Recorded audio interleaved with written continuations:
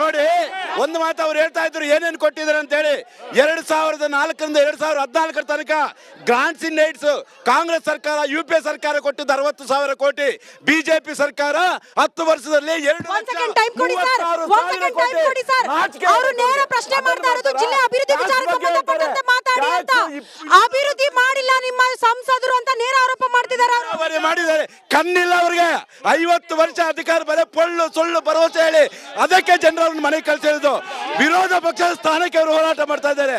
ಇವತ್ತು ಮಾಡಿದ್ರೆ ಮುದ್ದಲ್ಮೇಗೌಡರು ಪಕ್ಷಗಳನ್ನ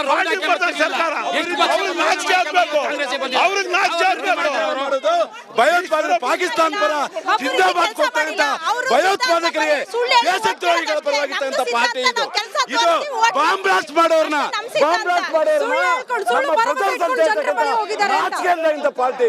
ಈ ಪಾರ್ಟಿ ಅವರು ಹೇಳ್ತಾರೆ ಯಾವ ನೈತಿಕತೆ ಇದೆ ಕಾಂಗ್ರೆಸ್ಗೆ? ಯಾವ ನೈತಿಕತೆ ಇದೆ ಕಾಂಗ್ರೆಸ್ಗೆ?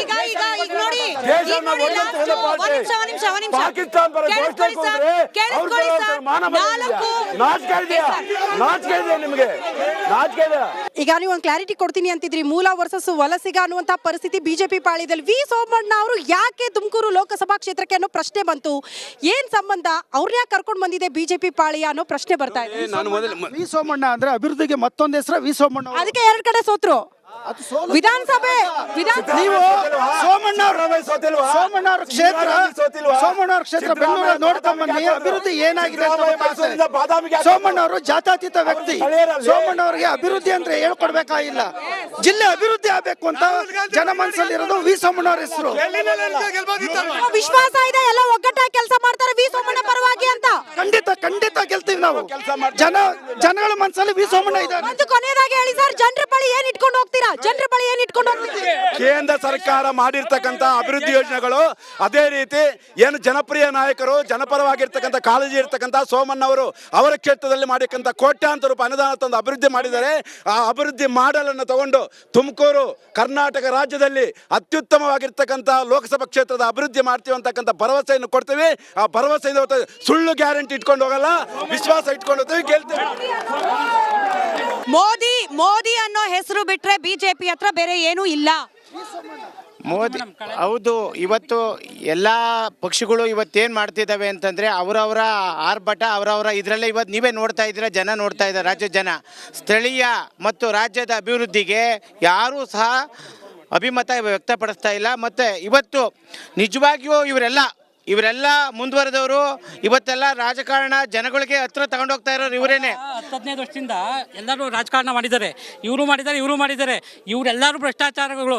ಅವರು ಡೆಲ್ಲಿನಾಗ ಅಬಕಾರಿ ನೀತಿ ಭ್ರಷ್ಟಾಚಾರ ಇವ್ರದ್ದು 10 ವರ್ಷದಿಂದ ನೋಡಿದ್ವಿ. ಕಾಂಗ್ರೆಸ್ನವ್ರದ್ದು ನೋಡಿದ್ವಿ, JDS ನೋಡಿದ್ವಿ, BJP ನೋಡಿದ್ವಿ. ಈ ಬಾರಿ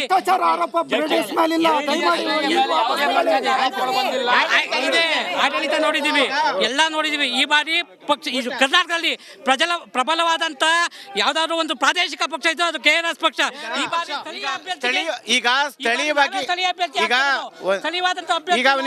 ಹಾಗಾಗಿ ನಮಗೆ ಈ ಬಾರಿ ಲೋಕಸಭೆಯಲ್ಲಿ ಈಗ ಸ್ಥಳೀಯವಾಗಿ ರಾಜ್ಯದ ಪರವಾಗಿ ರಾಜ್ಯದ ಜನರ ಅಭಿವೃದ್ಧಿಗಾಗಿ ಪಾರದರ್ಶಕ ಆಡಳಿತ ಕೊಡಬೇಕು. ರಾಜ್ಯದ 28 MP ಏನಿದ್ದಾರೆ, ರಾಜ್ಯದ 28 MP ಇವತ್ತು ರಾಜ್ಯದ ಶ್ರೇಯಸ್ಗೋಸ್ಕರ ಯಾರೂ ಮಾಡ್ತಾ ಇಲ್ಲ. ಎಲ್ಲ ಹೈಕಮಾಂಡ್ಗೋಸ್ಕರ ಎಲ್ಲ ತಲೆ ಕೆಡಿಸ್ಕೊಂಡು ಅವ್ರು ಹೇಳ್ದಂಗೆ ಕೇಳೋ ಪರಿಸ್ಥಿತಿನಲ್ಲಿ ಅವರೇ. ಅಲ್ಲಿ ಪ್ರಶ್ನೆ ಮಾಡೋಕ್ಕೆ ಒಂದು ದಮ್ಮು ತಾಕತ್ತು ಯಾರಿಗೂ ಇಲ್ಲ. ಅದಕ್ಕೋಸ್ಕರ ರಾಜ್ಯದ ಯಾರೇ MP ಆಗಿರಲಿ, ಯಾವ ಅಧಿಕಾರಿಯನ್ನ ಕೊಳ್ಪಟ್ಟಿ ಹಿಡಿದು ಮಾತಾಡ್ಸೋ ಒಂದು ತಾಕತ್ತು ಯಾವುದೇ ಪಕ್ಷಕ್ಕಿದ್ರೆ ಅದು KRS ಪಕ್ಷಕ್ಕೆ ಮಾತ್ರ. ಆಮ್ ಆದ್ಮಿ ಪಕ್ಷದಿಂದ ಕ್ಯಾಂಡಿಡೇಟ್ ಹಾಕ್ತೀರಾ ಸರ್ ತುಮಕೂರಿಗೆ? ಇಲ್ಲ, ನಾವು ಕ್ಯಾಂಡಿಡೇಟ್ ಹಾಕೋದಿಲ್ಲ ಅಭ್ಯರ್ಥಿನ. ನಾವು NDA ಅಭ್ಯರ್ಥಿನ ನಾವು ಬೆಂಬಲಿಸ್ತೀವಿ. ಇಂಡಿಯಾ ಕ್ಷಮೆ ಇರಲಿ ಮೇಡಮ್. ಇನ್ನೊಂದು, ನೀವು ಇಷ್ಟೊತ್ತು ಡಿಬೇಟ್ ಮಾಡ್ತಾ ಇದ್ದೀವಿ ತುಮಕೂರಿನ ಅಭಿವೃದ್ಧಿ ಬಗ್ಗೆ. ಕಾಂಗ್ರೆಸ್ನವರಾಗಲಿ BJPನವರಾಗಲಿ ಸಮಗ್ರವಾಗಿ ಯಾವುದನ್ನು ಸುಳ್ಳು ಹೇಳ್ತಾ ಇಲ್ಲ. ತುಮಕೂರು 19 ಜಿಲ್ಲೆಯ ಹೆಬ್ಬಾಗಿಲು ರಾಜಧಾನಿಗೆ ಬೆಂಗಳೂರಿಗೆ.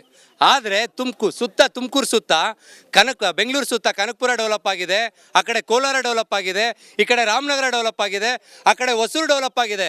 ಆದರೆ ನಮ್ಮ ತುಮಕೂರಿಗೆ ದರಿದ್ರ ಹಿಡಿದಿದೆ. ಯಾವೊಬ್ಬ ಜನಪ್ರತಿನಿಧಿ ಬಂದರೂ ಕೂಡ ತುಮಕೂರಿನ ಅಭಿವೃದ್ಧಿ ಬಗ್ಗೆ ಯಾವುದೇ ರೀತಿ 70 ವರ್ಷ ನೀವೇ ಸಪೋರ್ಟ್ ಮಾಡಿದ ಕಾಂಗ್ರೆಸ್ ಪಕ್ಷನೂ ಅಧಿಕಾರದಲ್ಲಿತ್ತು. ಮೇಡಮ್, ನಾನು 70 ವರ್ಷದ ಹೇಳ್ತಾ ಇಲ್ಲ, ನಾನು ಇರೆಸ್ಪೆಕ್ಟಿವ್ ಆಫ್ ಆಲ್ ಪೊಲಿಟಿಷಿಯನ್ ಬಗ್ಗೆ ಮಾತಾಡ್ತಾ ಇದ್ದೀನಿ. ಜೊತೆಗೆ ನಮ್ಮ ತುಮಕೂರು ಜಿಲ್ಲೆಗೆ ಒಬ್ಬ ಒಳ್ಳೆ ಸಂಸದನ ಆಯ್ಕೆ ಮಾಡಬೇಕು. ಕಾರಣ ಮೇಡಮ್ ಸರ್ ಗೆಲ್ಲೋ ಸಾಧ್ಯತೆ ಮುದ್ದಹನುಮೇಗೌಡರು ಗೆಲ್ಲೋ ಸಾಧ್ಯತೆ ಎಷ್ಟು? ಮುದ್ದಹನುಮೇಗೌಡರು ಗೆಲ್ಲುವ ಅಭ್ಯರ್ಥಿ. ನಮ್ಮ ಪಕ್ಷದಲ್ಲಿ ಯಾವುದೇ ರೀತಿಯಾದಂತಹ ಗೊಂದಲಗಳಿಲ್ಲ. ಜನಸಾಮಾನ್ಯರ ಸಂಸದ ಅಂತಕ್ಕಂಥದ್ದು ಇಡೀ ರಾಜ್ಯಕ್ಕೆ ಗೊತ್ತಿದೆ. ಇವತ್ತು ಎಲ್ಲ ಜಾತಿ ವರ್ಗ ಸಮುದಾಯಗಳು ಕೂಡ ಇವತ್ತು ಮುದ್ದಹನುಮೇಗೌಡರು ಪರ ನಿಂತಿದೆ. ಮುದ್ದಹನುಮೇಗೌಡರು 100ಕ್ಕೆ 100 ಜಿಲ್ಲೆಯ ಸಂಸದರಾಗಿ ಆಯ್ಕೆ ಆಗ್ತಾರೆ. 100 ಮುದ್ದಹನುಮೇಗೌಡರು ಗೆಲ್ತಾರೆ. ಇಡೀ ನಮ್ಮ ಕರ್ನಾಟಕದಲ್ಲಿ ನಮ್ಮ ತುಮಕೂರು ಜಿಲ್ಲೆ ಅಭಿವೃದ್ಧಿ ಆಗುತ್ತೆ ಮೇಡಮ್. ರೈಟ್. ಜಿದ್ದಿನ ಪೈಪೋಟಿ ಅಂತೂ ಇದೆ. ಒಂದು ಪಕ್ಷದವರು ಮತ್ತೊಂದು ಪಕ್ಷದ ಮೇಲೆ ಆರೋಪ ಮಾಡ್ತಿದ್ದಾರೆ, ಪ್ರತ್ಯಾರೋಪ ಕೂಡ ಕೇಳ್ತಾ ಇದೆ. ಎರಡೂ ಪಕ್ಷವೂ ಕೂಡ ಒಡೆದ ಮನೆ ಆಗಿದೆ ಅನ್ನೋದು ಗೊತ್ತಿರೋ ವಿಚಾರ. ಆದ್ರೆ ಕಡೆವರೆಗೂ ಮತದಾರರ ಮನಸ್ಸನ್ನ ತಲುಪಲಿಕ್ಕೆ ಯಾರು ಯಶಸ್ವಿ ಆಗ್ತಾರೆ, ತುಮಕೂರಿನ ಪ್ರಜ್ಞಾವಂತ ಮತದಾರರು ಯಾರ ಕೈ ಹಿಡಿತಾರೆ, ಸದ್ಯಕ್ಕಿರುವ ಕುತೂಹಲ ಇದಾಗಿತ್ತು ಇವತ್ತಿನ ರಣಕಣ ವಿಷಯ.